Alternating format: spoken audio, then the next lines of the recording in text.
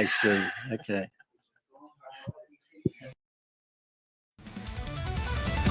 The ballot's here, the moment's near, your voice is loud, it's crystal clear. Kiwi dreams and hopes collide, choose the ones who'll stand with pride.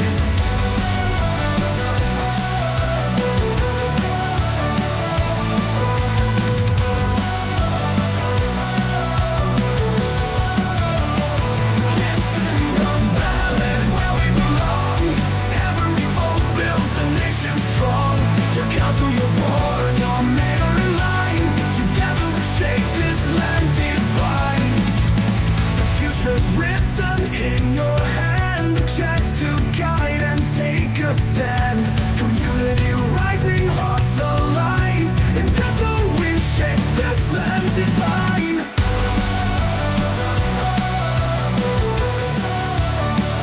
It's in the ballot we belong, every vote builds a nation strong. Your council, your board, your mayor in line, together we shape this land divine. Fortune in your hand, a chance to guide and take a stand. Community rising, hearts aligned, in this moment powers redefined. It's in the ballot where we belong, every vote builds a nation strong. Your council, your board, your mayor in line, together we shape this land divine. It's in the ballot where we belong, every vote builds a nation strong. Your council, your board, your mayor in line, together we shape this land divine.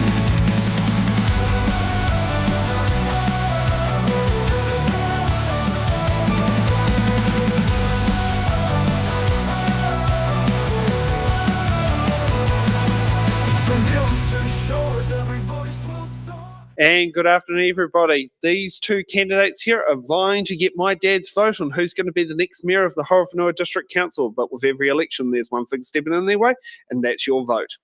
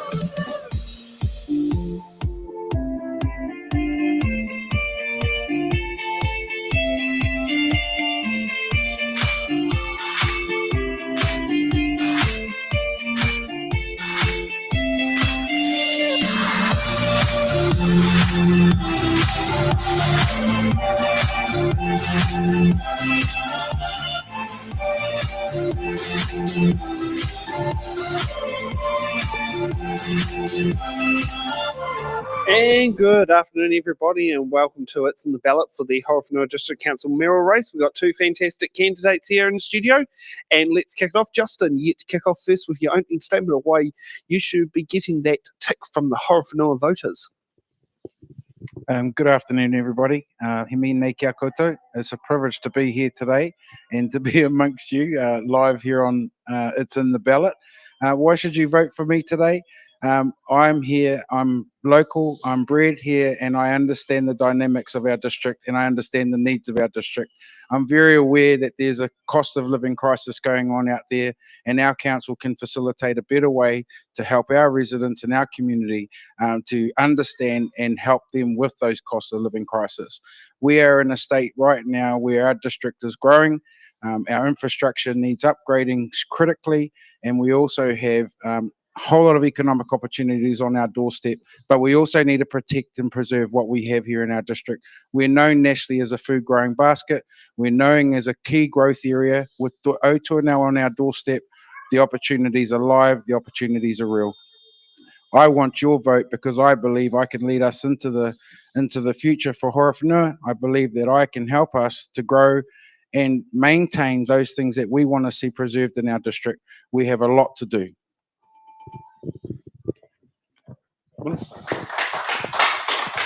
Okay, next up, Bernie. Good afternoon, everyone. Look, I just firstly want to pay respects to my opponent. It's great that in this democratic process, there's a couple of us vying for this role, and that voters do have a choice.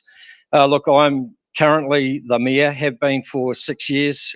Privilege and honour to be in that role. And I have been, I suppose I'm now one of the longest serving councillors that's sitting around the table. I believe that I offer that stability and balance and continuity that this district badly needs for the next 3 years. The reality is that local government is in a crisis at the moment, and we need to ensure that Horowhenua is in the best place to be able to face the challenges that are coming to us. Besides all the things that Justin mentioned, I think there's a massive coming of government reform to us, and we need to ensure that we've got that experience and that balance and stability to continue the right way. Cheers. Okay, so we're going to do a few things a little bit differently today because we only got 2 opponents. We're going to get each candidate one by one pick a box number, but both of them will answer the question to the box. So what means we don't need to give them extra button cards to button with their answers in case they want to put that in anyway. So we get a bit of a slight way of calling it. We'll treat it similar to like hard-hitting questions. So Benny, you get to go first. What box number between 1 and 28? 13. 13, no problem. Let's see what's in box number 13. And we have B for Bravo.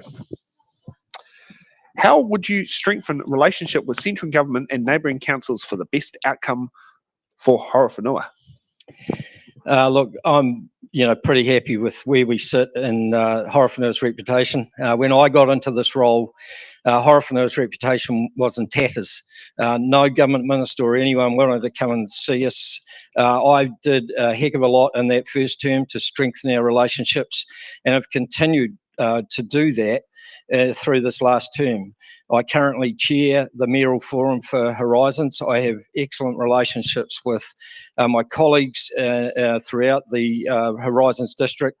I'm also working with some of the Wellington mayors as well in terms of the Wellington Regional Leadership Group. And also I have good relationships with both ministers as Minister of Local Government and Transport, and which have been really helpful in terms of getting Horowhenua much more space than it ever used to get before.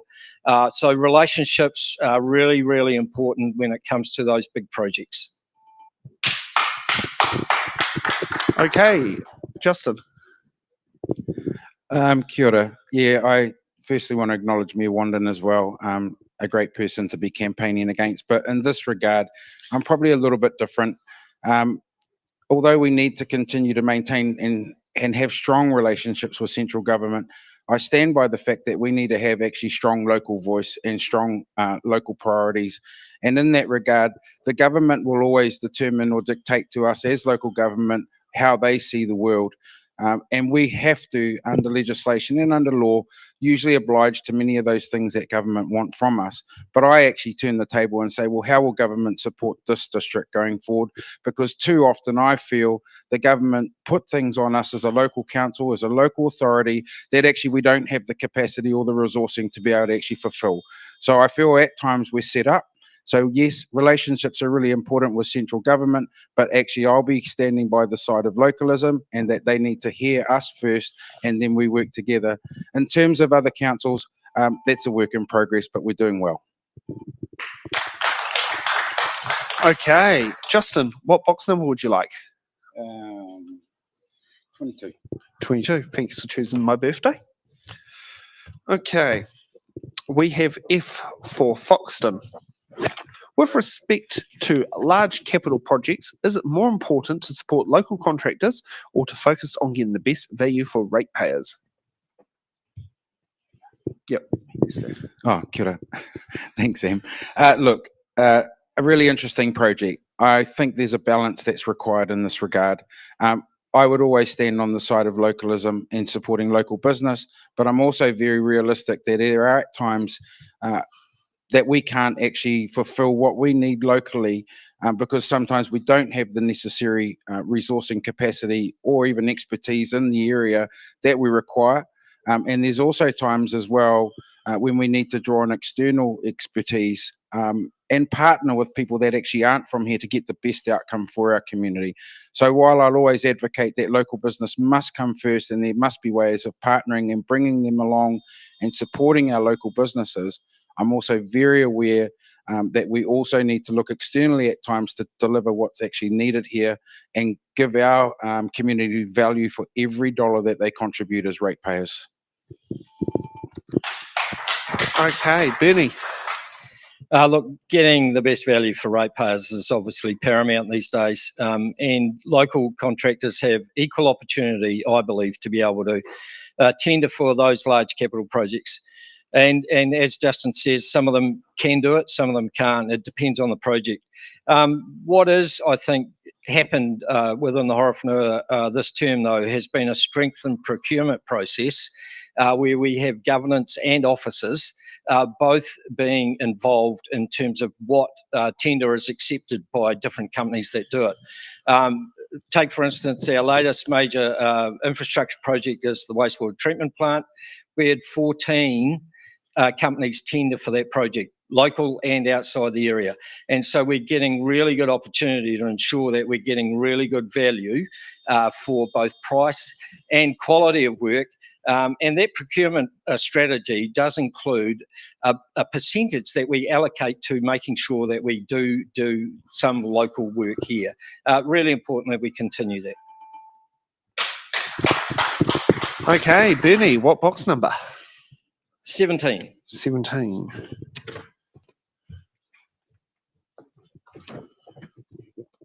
Okay, we got C for Charlie.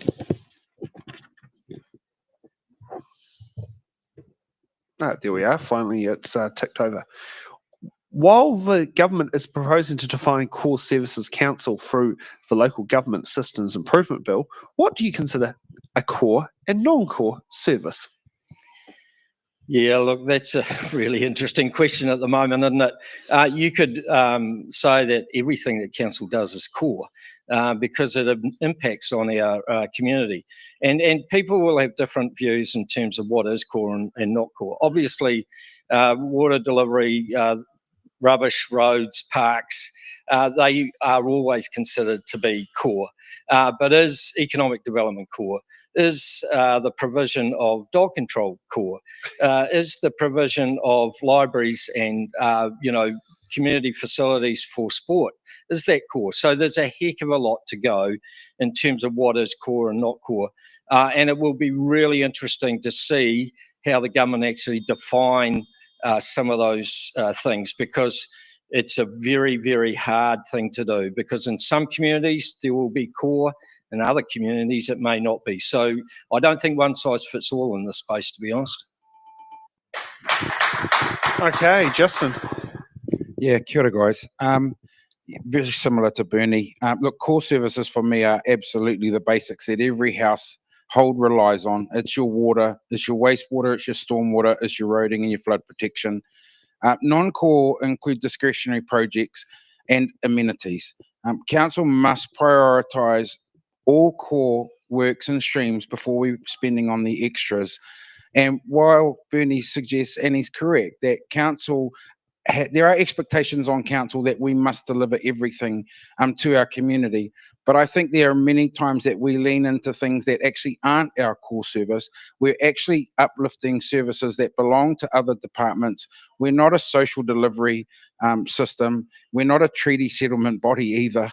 We actually need to stick to those core things that are actually going to deliver the needs, give resilience to our community, give them assurance that when they turn the tap on, it's working, they can drink the water, ensure that the footpaths are in a state that every member of our community can walk down the street safely. Those are the cores for me. Okay, Justin, what box number? Let's go. Yeah, I've got 27.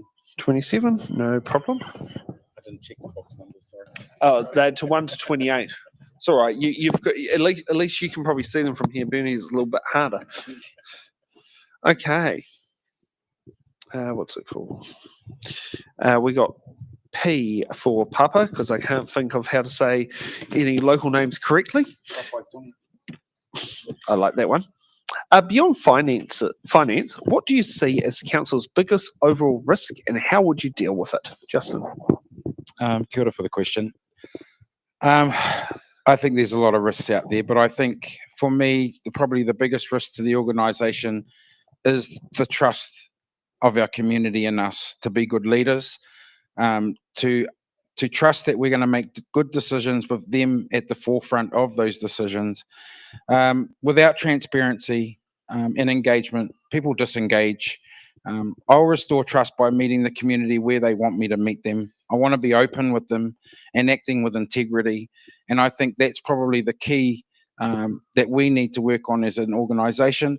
We need to encourage all parts of our community to actually participate in local elections. You know, we need our elderly to be knowing what's going on, and we need our young people, our succession plan for the future of this district, to get involved and understand that they can set the direction. They are the focus. Ka pūtaruha ka hautārangatahi. They are our future, and we need to grasp them, grow them, nurture them, and create a space for them. Kia ora. Okay, Bernie. Look, as Justin said, there's lots of risks ahead. For me, I think the greatest risk is actually the lack of trust and confidence between central government and local government. Local government is in a crossroads at the moment in terms of where we go and what happens. Evidenced by the amount of reform that's coming down from central government in the way of systems improvements bill, rates capping, all those sorts of things.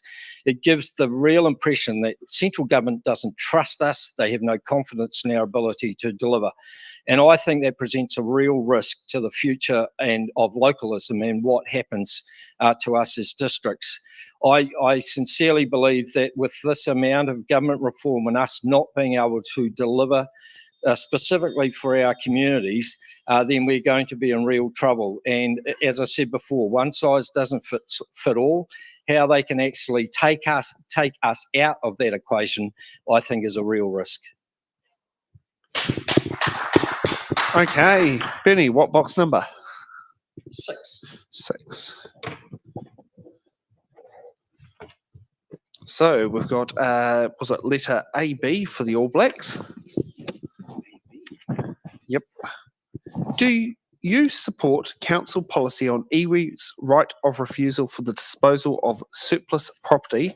How do you believe this promotes fairness? Yeah, look, obviously a topic of much discussion, and I did support this policy. I do believe that it is exactly what we've been doing anyway, and in some ways this actually improves the whole question of whether iwi hapu get first right of refusal on property. They obviously have some historical interest in much of that surplus property in terms of going back hundreds of years. And we're talking about surplus council property. So it's non-core, it is not core. So we are absolutely saying that we need to divest ourselves of this property and try to return that investment into reducing debt or being used for other projects.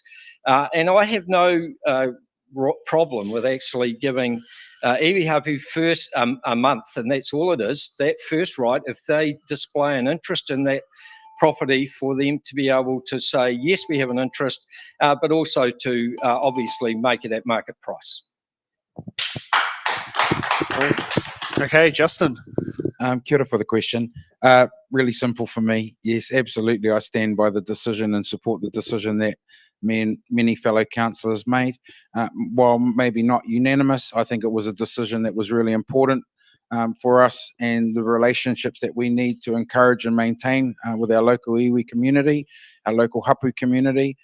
As Bernie said, there is a long-standing history here within the Horowhenua of disconnection, of loss of land, of loss of opportunity, and I think the council have an obligation to ensure that those opportunities are provided to iwi. I think the myth in this is that people felt like it was a token gesture, that it was going to be handed to iwi or hapu for $1. It's very clear in the policy that it was a standardised process, that everyone was afforded the same opportunity, and you had to, of course, apply and express your interest, and you would pay market rate for a property. So have we done the right thing there? 100% we have. And I hope iwi one day take up that opportunity and we actually endorse and follow the policy that we actually adopted. Thank you for that. I've certainly learnt things from that one, because I do remember when it made a bit of a controversy from Wellington, and I'm thinking, like, are people just getting the wrong end of the stick? And I'm glad it's been set right. Yeah. Justin, what box number? Let's go number 7. Go number 7, not a problem. Something about 7s. It's all good. Okay, we got V for Victor. Come on. How will you advocate to secure the best outcome for the district for the, was it O2NL, in brackets, Otaki to North of Levin Expressway project, including the transfer of the old state highway to council ownership? For those that don't know, I've been involved with O2NL since its inception. I've always advocated for the expressway to be commissioned and made real, and I'm really grateful that the governments have honoured that obligation to construct O2NL. I think that through the O2NL process, the district have probably already seen some great outcomes and some great wins, and there's many more to come, I'm sure. I think one of the greatest things we need to watch going forward, though, is not just those opportunities that are coming and the workforce that are going to be coming into the district, the amount of subcontract work that potentially will be picked up by local contractors, but the revocation process is really important between HDC and Waka Kotahi. Revocation is the part where we negotiate about the old roads that will be coming across into the district's hands to be managed into the future, and we need to ensure that that revocation is satisfactory to the needs of our community, and that they pay their way and ensure they give us good assets that our district can continue to use. And Bernie? Look, I'm a retailer on the main street of Oxford Street, State Highway 1. So for the last 40 years, I've seen that road become far more congested, unsafe, and basically traffic has overtaken our main street. For many years, I fought against any bypass or expressway around this town. But I've come to realise over the last, since I've been in council, that if we want our town back, we have to have O2NL built for us. What I'm happy about is the fact that we are building an expressway that will be fit for purpose, will actually provide huge benefits to the wider country as well as just for us. I see some real value in it. Revocation is going to go on for years. And while it is important, we know that we've had one of the most dangerous and worst pieces of road in the country. So it's about time we had some investment put back into it. And just want to do a cheeky supplementary on that. You're not going to make sure what happened to the Tararua District Council with Route 52, not going to end up having it like that road where it's like, yep, it's yours, that's it. And 30 years down the track, it's falling to bits with no money to really do anything decent. Yeah, the challenge will be the money. Because, you know, this project O2NL is over $2 billion. And then they're going to have to, that should include revocation money as well. So, yeah, look, it's going to be a challenge, and it probably will last a heck of a lot longer than just the next term. Yeah. Do you want to add anything, Justin? Yeah, I think that it's really important how you negotiate with Waka Kotahi, because my opinion is I don't really want assets given back to the district if they're not fit for purpose. We've seen that happen to us before. Whirakino Bridge is a great example where NZTA stopped the maintenance project work on that bridge and then tried to hand it back to the district. And so I'm not satisfied unless absolutely what we're getting back is sufficient and it's actually resourced to be maintained to a particular spec that we need for our users. Yeah.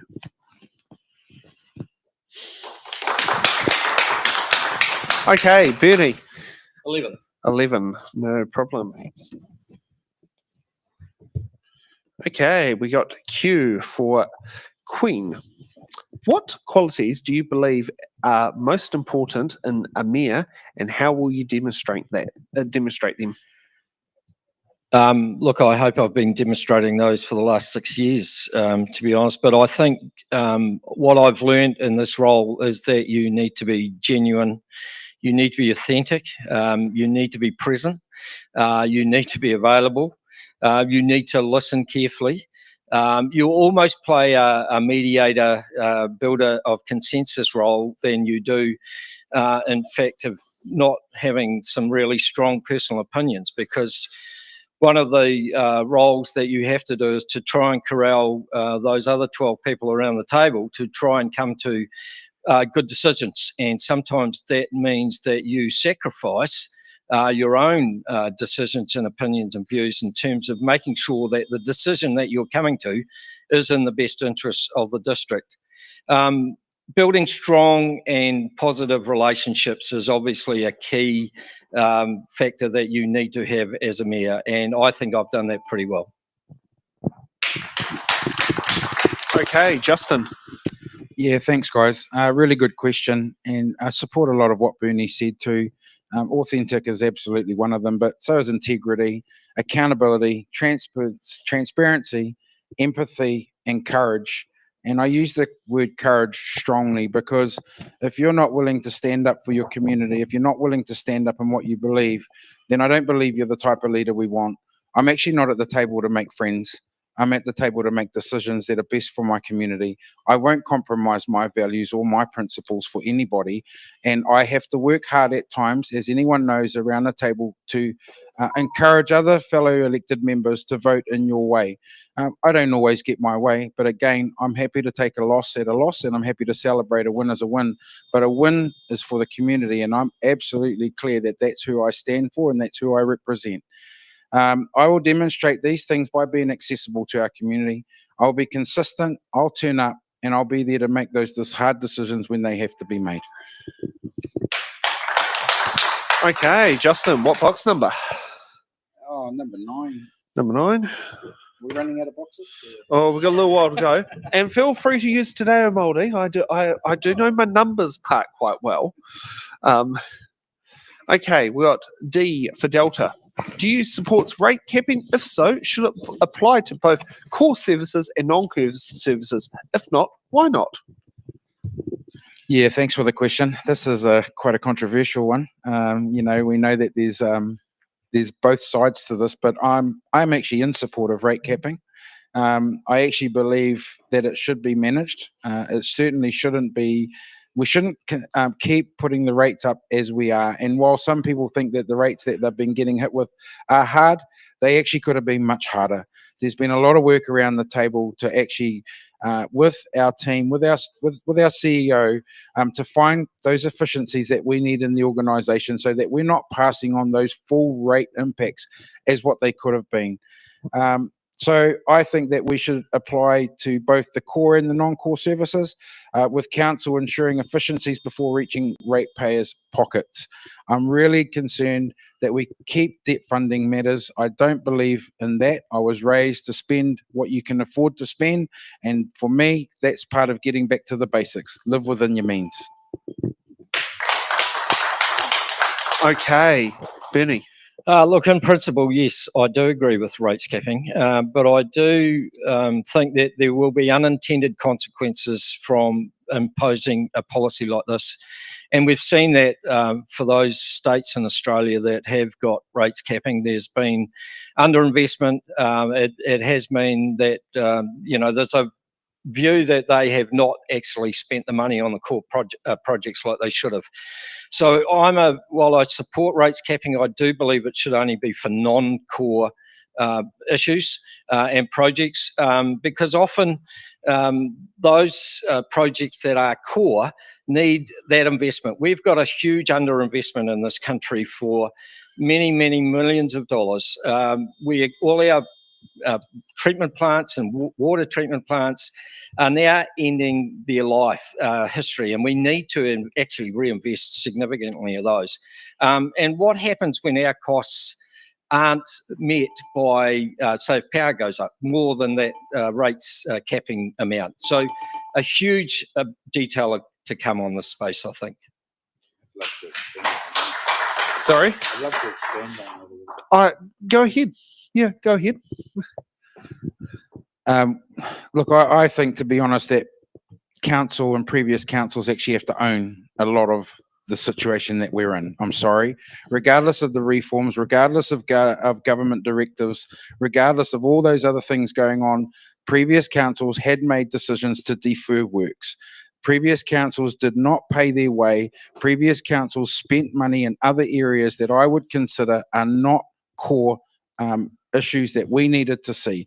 We continued to fund projects that we knew we didn't have the capacity or the ongoing revenue to support those, and yet we've still done them. And that's why this district have a serious debt bill right now, and it's not looking rosy for the future either. With the loss of water assets, with local waters done well, our ratepayers are now looking at 3 bills a year instead of 2, and that concerns me. I think this highlights again the fundamental problem that we have in local government, where the system we have at the moment is broken. We need a complete overhaul about how local government is funding, and I believe that imposition from government in terms of policies like rates capping aren't going to solve it at all. We actually need to actually sit down and rethink how local government should be delivered, how it's funded, and until that happens, ad hoc policies like this that are knee-jerk to me, I don't think are going to be actually solve the problem we've got in front of us. I want to ask a supplementary to that. If with rates capping, some people think they want to cap the revenue completely. Some people go, I'd rather you build more houses or more customers to help put into the system. Should the more customer access be treated, should that revenue be allowed to trickle in, or should that be applied with the rates cap of the total revenue? Yeah, see, that's the sort of detail that we've gotten really no idea what will happen. And again, this policy is being done to us. It's not being done with us. And that's why I think there needs to be a genuine sit down and try to refresh and reimagine what local government should be delivering. And all those sorts of things should come into it. I really can't add much more than what Mayor Bernie has, to be honest. I agree with him. There's not enough information out there for us to actually be able to give informed decisions. But it is really quite clear that this government are actually asking us to execute something that we don't have the full knowledge about what we're being asked to execute. And again, I think the community should have the opportunity to talk about this too. I don't think it's just for council to be able to sit around a table and make a decision of such significance. People have to understand what rates capping is, whether it's core, non-core, and they actually have to understand what the impact and the effect of such a decision would be. And again, what's the expectation on our community? We can only deliver so much within a budget. What are they willing to sacrifice in order for us to give them what they actually want to see delivered in our community? Okay, and I think, Bernie, I think you've got the next box number. 21. 21. Ah, yes. What used to be the voting age in New Zealand at one point in time? My grandma was first time voted in 1949, which is a significant year in New Zealand history, where we got our first wahine as Māori MP in Parliament, Iri Akaratana. Yes, for Western Māori, who would have represented the same area. Yeah. Yeah, and the only widow to make a career as a politician. Yeah. Okay, so we got T for Tango. Do you think council should expand or reduce its role in social and community services? Look, again, this will be determined by what government decides is core and non-core, but I'm particularly proud of what Horowhenua has done over the last 15 years or so in terms of its community wellbeing committee. We've actually often the role that a lot of councils are envious in terms of the committee that we have got, which is full of agencies that come together every few months and talk about the issues that the community is facing. And while council won't be able to decide things, they can enable, they can facilitate, they can understand what is going on in the community. And I'm often told, as chair of that Community Wellbeing Committee, that many other councils are envious of our ability to be able to bring the agencies together and to understand what is going on. And I think it can inform decision making across the table later on.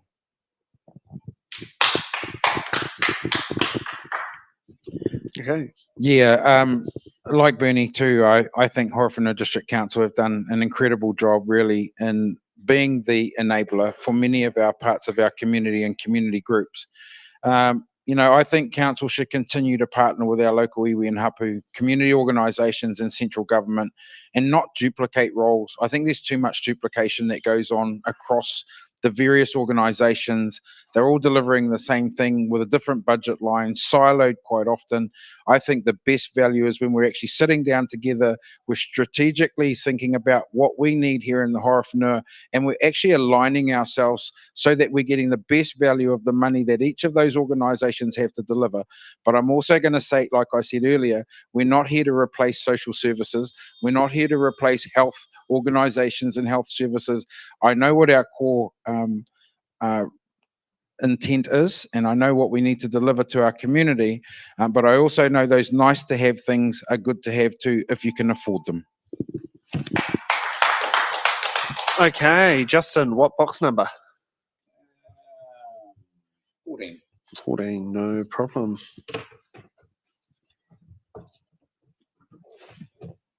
Okay, we got W for Waitadere. What experience or skills do you bring to ensure sound financial governance and decision making? It's a really good question because I don't attest to being a financial whiz at all. I think for me personally, I just bring the humble, locally bred, raised guy that started in kindergarten, made my way through primary, secondary school, and I've worked across my landscape in various roles and have learned and gained a lot of knowledge and experience through the various roles I've had. I bring governance experience. I've been involved in governance now for some 25 years. I've been in community leadership for a long time, and many of the boards and committees and that I'm a part of, financial diligence is absolutely appropriate. And I have enough understanding to know when we're in profit and when we're in debt. And I also understand well enough budget lines to know when we're actually doing the right things and we're actually sticking to what we say we're going to do and we're getting those outcomes and deliverables. I also know that there's times when we say we're going to do stuff and we don't. And that's not the type of leadership that I want to see going forward. I want leadership that actually deliver on what they say. Okay, Bernie. Look, I've been fortunate to have had many, many years of governance and leadership experience in many roles. Obviously, my 9 years on council has given me a huge insight into how councils run. I've had 40 plus years as a retailer in the main street, so I understand the ups and downs of business in different economic times, and have seen many things that have helped me actually make good decisions for the future of this district, because that's what it's about. Ultimately, it is about what is best in the best interests of this community long term, not just about today. So having a reasonable financial background, but more importantly, a care about what happens in the community, because it's not just finance, it's not just leadership, it's understanding what your community is. And I've been fortunate to be able to have that experience standing behind a counter and then in my various governance roles, which include a wide variety of different things that I've done. Okay, Bernie, what box number? 8. 8. No problem.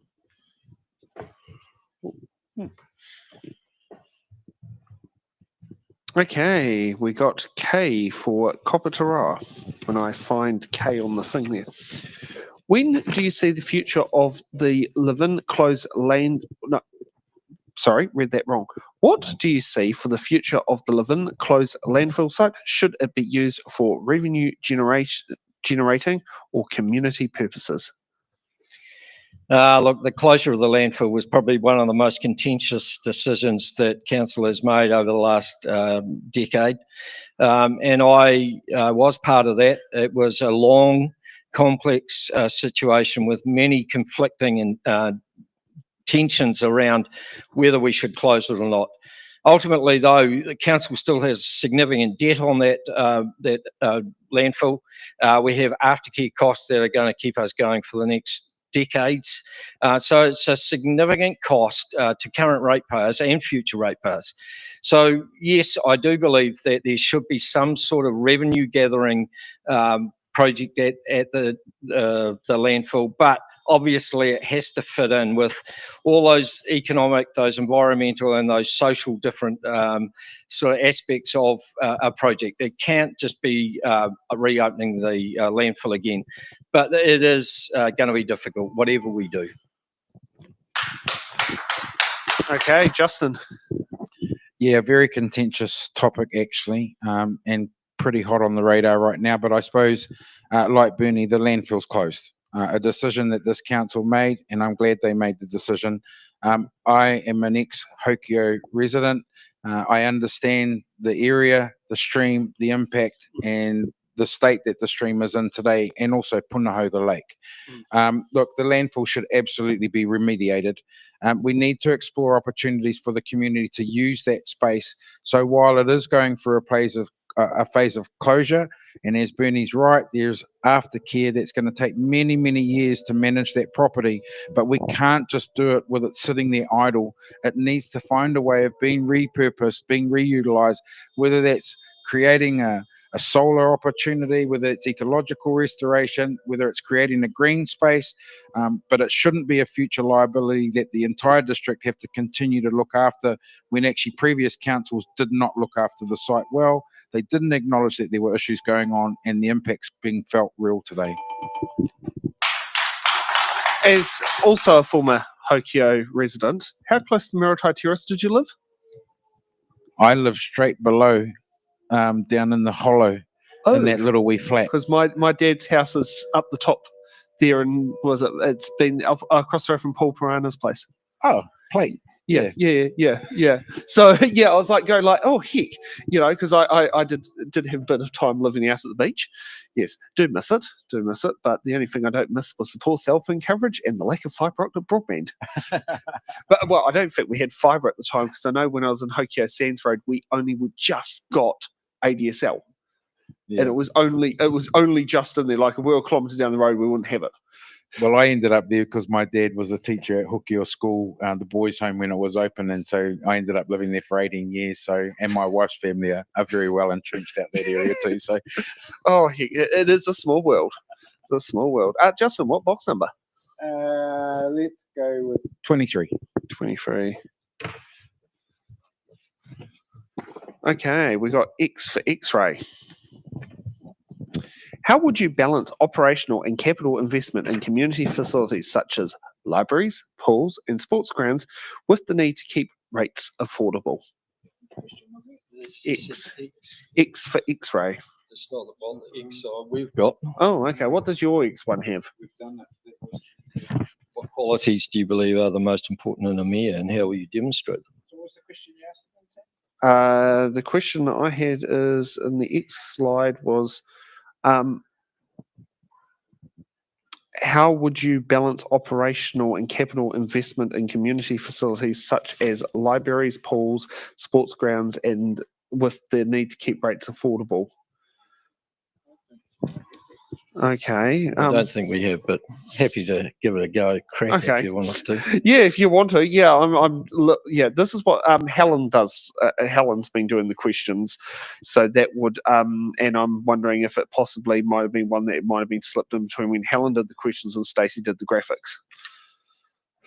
But yeah, I don't know, comfortable to answer it or? Yeah, look, this is a challenge, and Council's been doing a lot of work this term. In fact, just recently, I'm building a framework that we can actually use to decide whether sports facilities, libraries, and other community facilities, how we would actually invest in those cost effectively, and whether, how far should council be invested in those? Because it is a challenge. Are these core services? And if we actually applied the correct costs for what they, for ratepayers to actually enter those facilities, we'd probably not use them because they would be too expensive to run. So how far does council go in terms of providing these facilities? Because ultimately they are, I believe, a core function of council, and we need them badly, because this place is a fine example of the difference that it made to this district in terms of what it provides, almost a meeting point for the whole district, and we've got other examples that are around. So yes, I do believe it's a balance, but we are working towards providing that balance. Do you want to add anything to that? No, I actually agree with what Bernie said, and it is a balance. It is a fine line, but again, you have to keep to your priorities and what you can actually deliver on. Yes, there are a whole lot of assessments and things that we use as tools in council, and as Bernie's alluded to, the use of our sports and recreational areas is a really good process to go through, because one, we need to understand what we've got, we need to understand what it takes to maintain them, but actually one of the things we don't talk a lot about is the cost for the people that use those facilities. Quite often people don't realize that ratepayers are actually offsetting the actual cost to facilitate many of our sports grounds and many of our areas, even like here in Te Takeretanga. So I think unless you've got a real key strategy on how places like this can continue to be supported in the future, because if you look at libraries in the ever-changing world of technology, we're actually seeing that less people are reading books. A lot of people are using technology. So how do we adjust such an operations to still be there to provide a space and a place for our community to meet and gather, to be a hub? But maybe the core service may not be library. Maybe in the future it's going to be something different. But certainly council and ratepayers can't continue to maintain, I believe, these types of operations without actually some external help and some partnering that needs to happen with good people. Okay. Now, that was your box number, Justin, or Bernie's just? Yep. So Bernie, what box number? Is it? So let's go number 1. Number 1.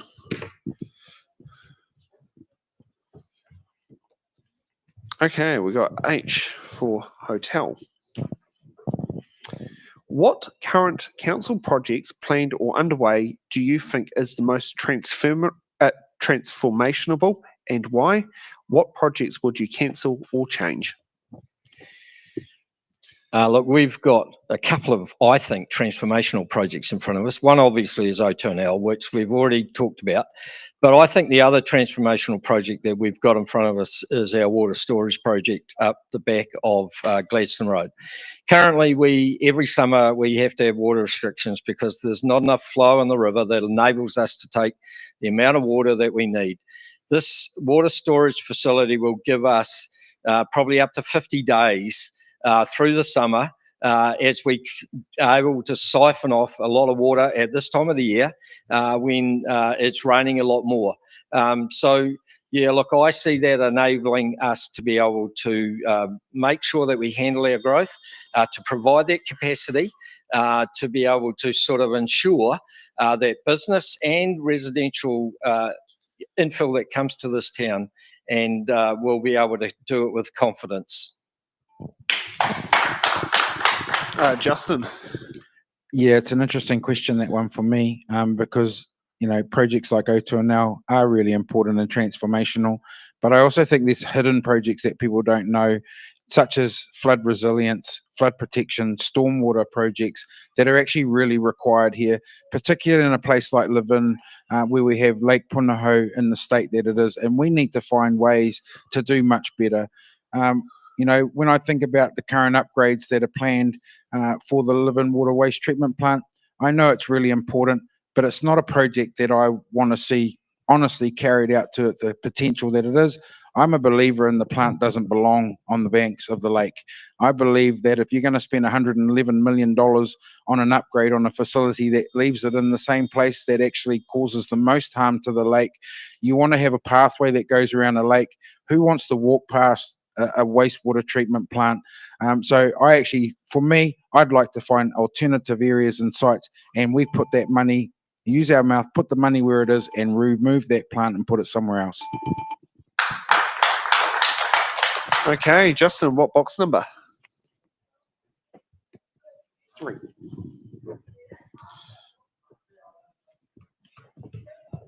Okay, we got you for uniform. Do you support spending on the wastewater system upgrades at Tokomaru, even if the costs are significant? Yeah, thank you for the question. It's an interesting one because most people won't understand the dynamics of it. Small community still have a large need.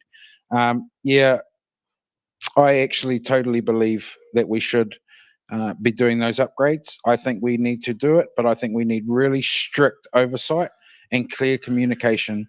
We need clean water. We need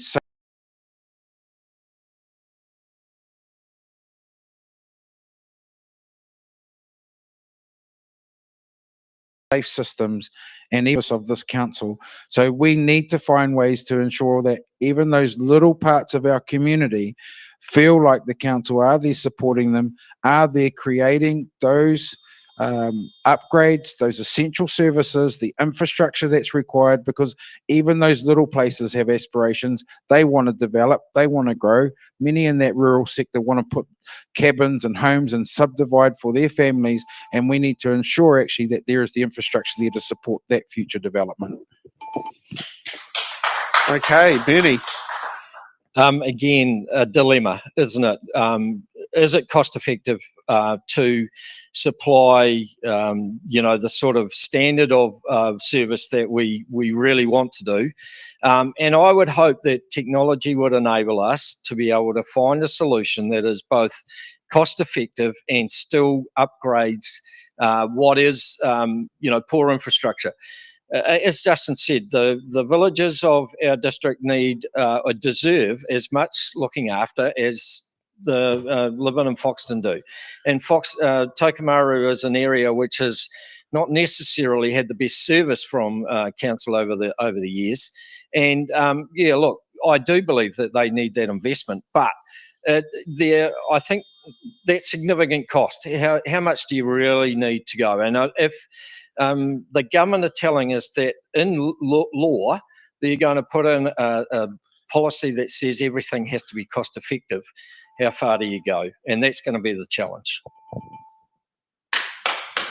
Do they still have that system in Tokomaru where the dairy's the post office box for everyone? Probably, yeah. Yes. Because I remember doing electoral roll work up there. Oh, back now this is going back quite some time ago, and there were no letterboxes, and that kind of caught me off guard. And I wonder if it's still like that now, because I mean that's was it as a point from like the postal service doesn't obviously think it's worthwhile having a letterbox out there. Yeah, Shows how important the general store is. yes. 10 minutes. Oh, you need So we'll do one last question. Bernie, you're the box number? 26. 26. Okay, we got G for golf. Even that, no. Do we still have the golf course out Hokio way? Yes. Is it just the Levin one? No, not Hokio. Yeah. Yeah, I remember we had we were sport with 2 golf courses at one stage. What do you see as council's largest financial risk, and how would you ensure it's mitigated? Look, you could say everything's a financial risk these days. I think, though, that our biggest financial risk is not sticking to the plan that we have formulated over the last few years. For many years, we were not paying our way properly. We were then borrowing money to pay for our groceries. It increased debt. it meant that rates were artificially kept low. So a few years ago, we formulated a plan to ensure that ratepayers' money is spent wisely, that we started that pathway to funding depreciation properly and making sure that we were spending our money a lot more wisely. That plan is due to come to fruition in a couple of years. We'll be in a lot better space. So I think the financial risk is not sticking to that plan, because if we don't, in fact, it'll have massive repercussions later on in a few years' time when we can't afford to do anything. Okay, Justin. Yeah, there's many risks, I think. Council's biggest financial risk for me is probably overcommitting to debt-heavy projects. Without secure funding, I'd mitigate this by stricter oversight, transparent reporting, and ratepayer input.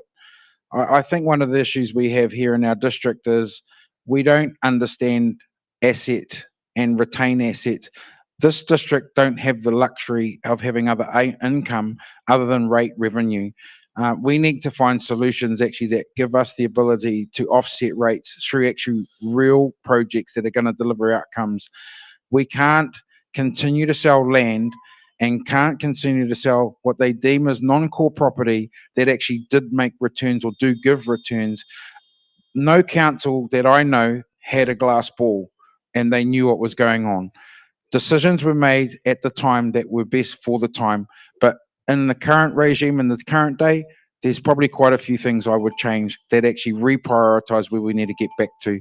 Times have changed, and so has the budget. Okay, we're going to take a quick 10-minute break, and then afterwards we'll be joined for hard-hitting questions.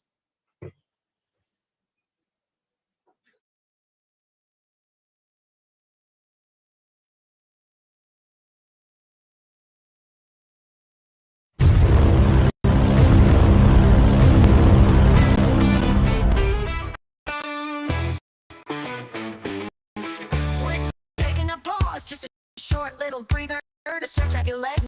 You don't need a leader. The live stream will be back, so don't go too far. But for now, you can wander wherever you are. Intermissions aren't really a thing anymore, but we think they're a cool tradition to adore. A moment to breathe, have a laugh, maybe chat. There's magic in breaks. And we're keeping that. Head to the lobby, your kitchen with glee for snacks that are tasty and drinks. Fill up your plate, pour a glass, take your time, then come back refreshed. We'll resume on the dime.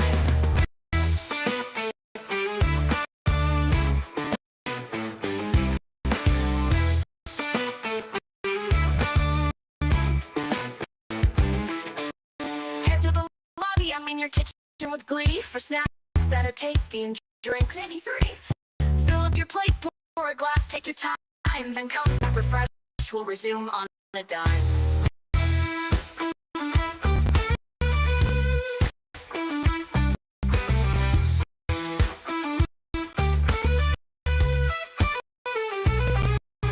Get to the lobby, your kitchen with glee for snacks that are tasty and drinks. Maybe 3. Fill up your plate, pour a glass, take your time, then come back refreshed. We'll resume on a dime. Head to the lobby, your kitchen with glee for snacks that are tasty and drinks. Maybe 3. Fill up your plate, pour a glass, take your time, then come back refreshed. We'll resume on a dime.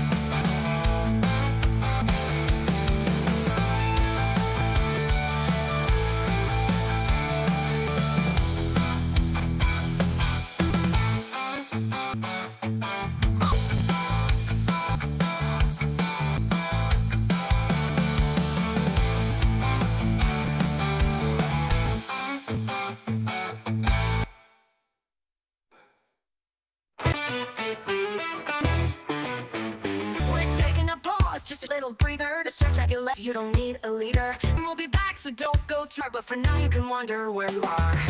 Intimate are really a thing anymore. We think they're cool, a tradition to adore. A moment to breathe, have a laugh, maybe chat. There's magic in breaks. We're keeping that.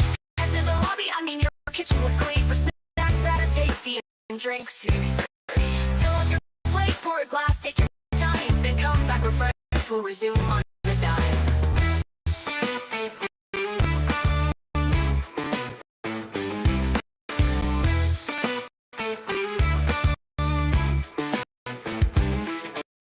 Head to the lobby, I mean your kitchen with glee for snacks that are tasty and drinks. Maybe three. Fill up your plate, pour a glass, take your time, then come back refreshed. We'll resume on a dime.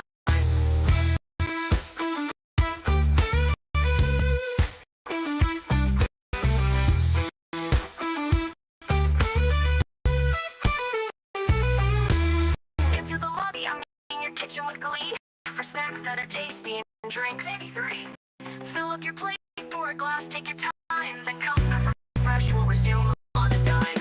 Head to the lobby, I mean your kitchen with glee for snacks that are tasty and drinks. Maybe three. Fill up your plate, pour a glass, take your time, then come back refreshed. We'll resume on a dime.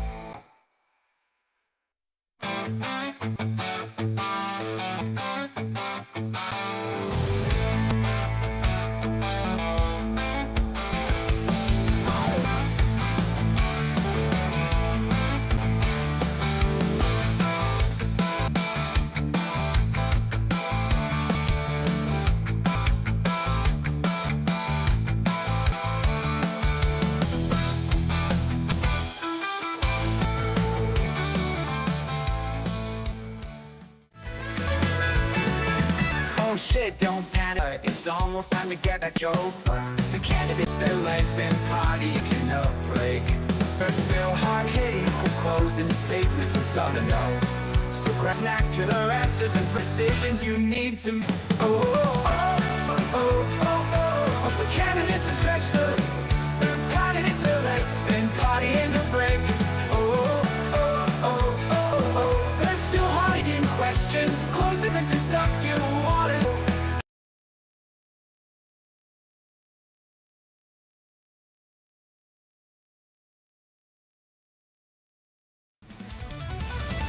The ballot's here, the moment's near. Your voice is loud, it's crystal clear. Kiwi dreams and hopes collide. Choose the ones who'll stand with pride.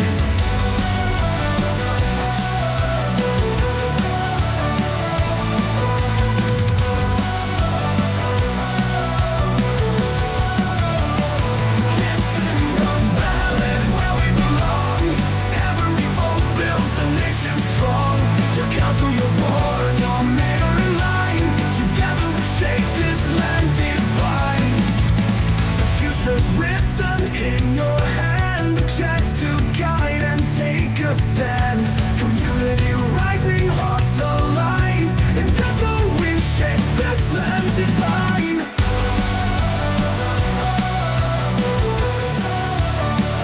It's in the ballot we belong.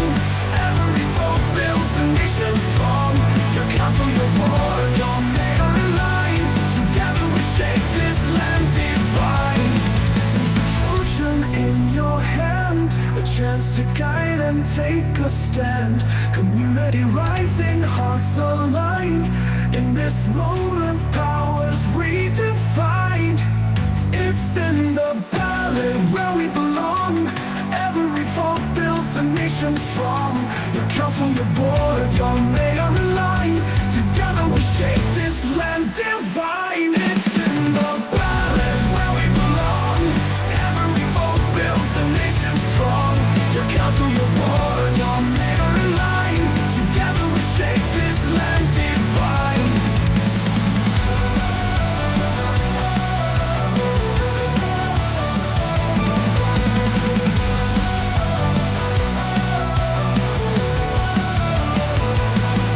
From hills to shores, every voice will soar. Decisions made will open the door to brighter days and skies that shine. Our future's ours, it's yours and mine. It's in the ballot. It's in the ballot. It's in the ballot.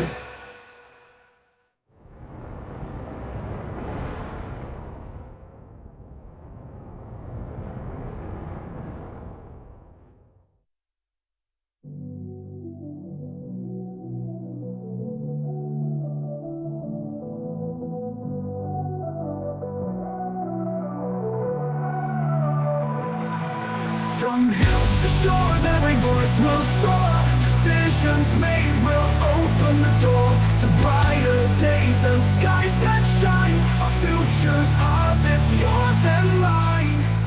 Okay, welcome back to It's in the Ballot. Now let's get ready for hard-hitting questions.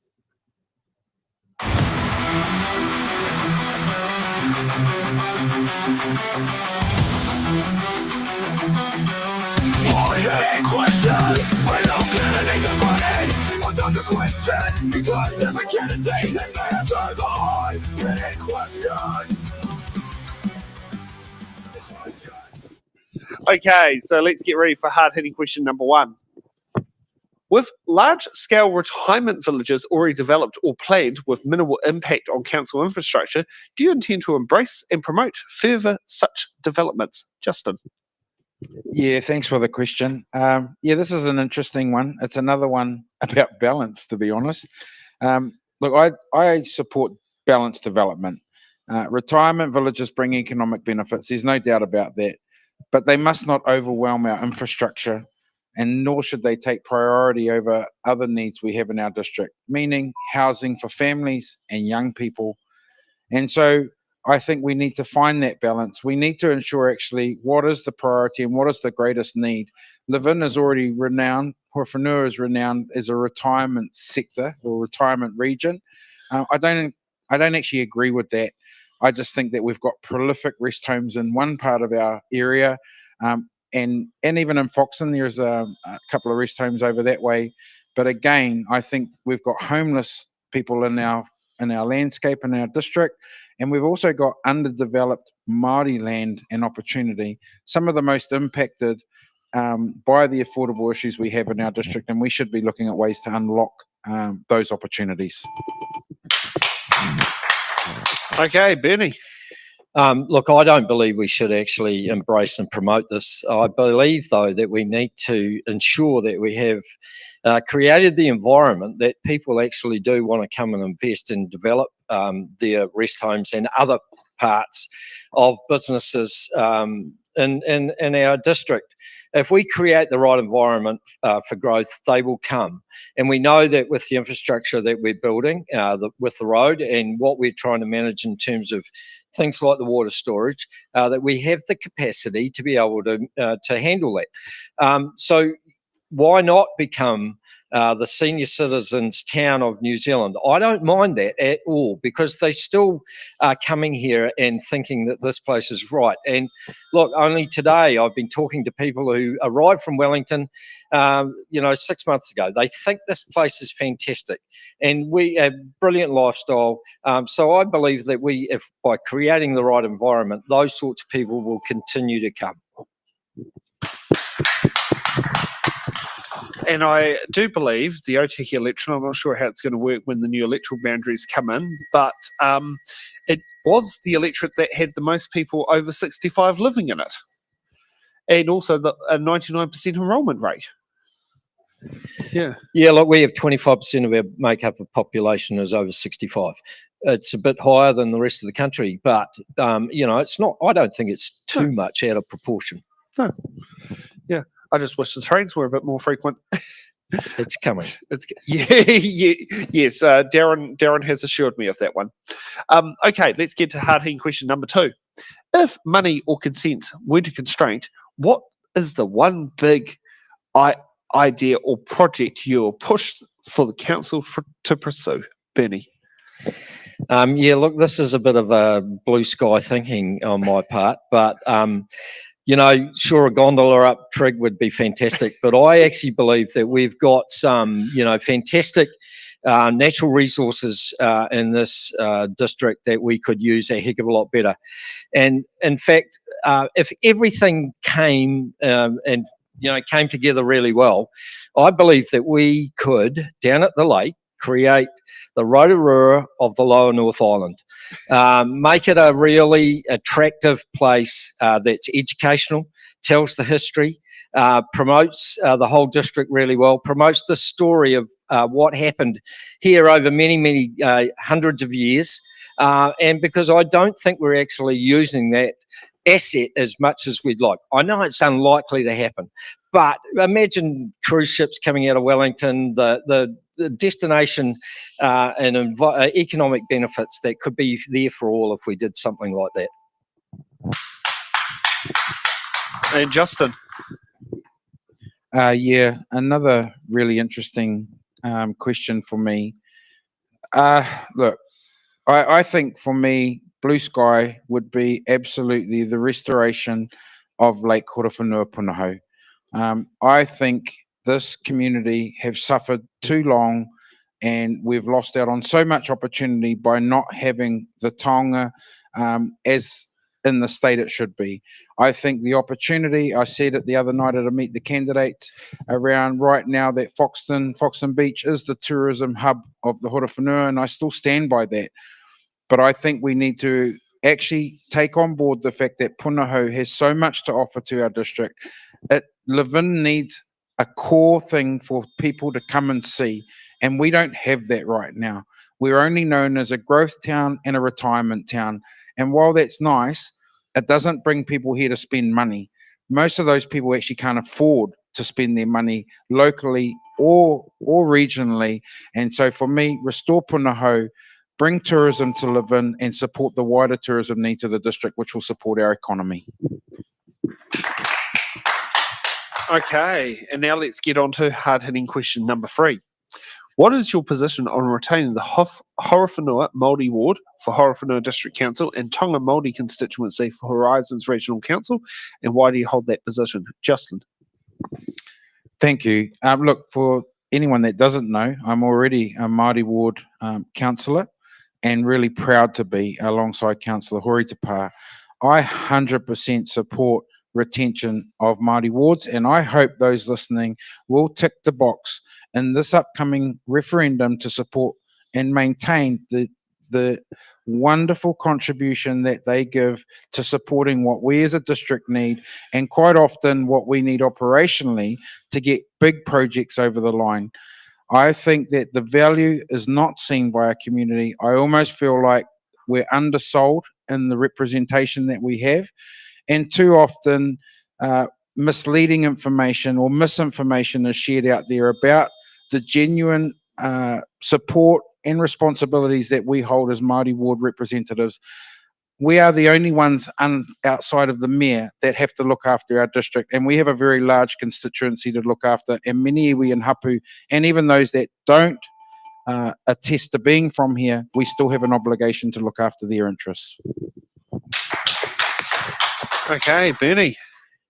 So I was part of the council that put Maori wards in. We did it unanimously. And again, part of the council that reinforced that decision last term or this term as well. I don't have a problem with Maori wards. And I think what Justin and Nina have done this term is, you know, it hasn't been that scary. I don't know what people are so afraid of by having that sort of representation. And I do believe that they have added value to our decision making that in the past, you know, wasn't there. And so I don't see them as any other than another councillor around the table. I believe that we all represent the district in the best way that we can, and I don't have an issue with that. My bigger issue is, in fact, how we break up our wards, how many councillors we actually have around the table. We have far too many for a district our size, and that's something that we're going to look at next term. But as far as Maori ward's concerned, I don't think this is a major issue. Okay, now let's get to closing statements on why the Horowhenua people should give you then their tick to become mayor. Bernie. Look, as I said earlier, it's been a real privilege and an honour to be the mayor for the last 6 years. And in some ways, you know, I had thought about not wanting to do this role again because it's a huge sacrifice. But I am committed. I care about this community so much that I want to see it prosper and do well. I think with the amount of change and what policies coming from central government being forced upon us, I think it is vital that we continue that stability, that balance, provide that experience around the table that is going to be so much needed. People tell me I've done a reasonable job in terms of the last 6 years. Otherwise, you know, if I didn't think I was doing a reasonable job, I'd be the first one to say it's time for someone else. But I believe that I have, you know, the abilities to be able to continue in the role, and I hope that I can get your support to be able to do that. Thank you. Okay, Justin. Yeah, kia ora. Look, for me, it's pretty simple. I'm here, I'm real, and I want to represent you, and I want to proudly represent our district. I believe that I have the ability and the tenacity to do that. 14 years of sitting around a council table representing part of our Māori community convinced me that I needed to come to the table, and that's what I did. And after 3 years of now sitting in my first term in district council, I foresaw that I needed to actually take the next step and take on the mayoralty. I'm here for the long term. I'm not here for the short term. I'm here to ensure that we can look back and know that we've done wonderful things for our community. We've made changes, and we're leaving legacies that our district can be proud of. One thing I don't ever forget is where we've come from. One thing I never thought I'd ever be doing was sitting here in front of you having this conversation. I've grown on my journey. I've seen my district grow, and I want to continue to celebrate and support our wonderful district and grow together.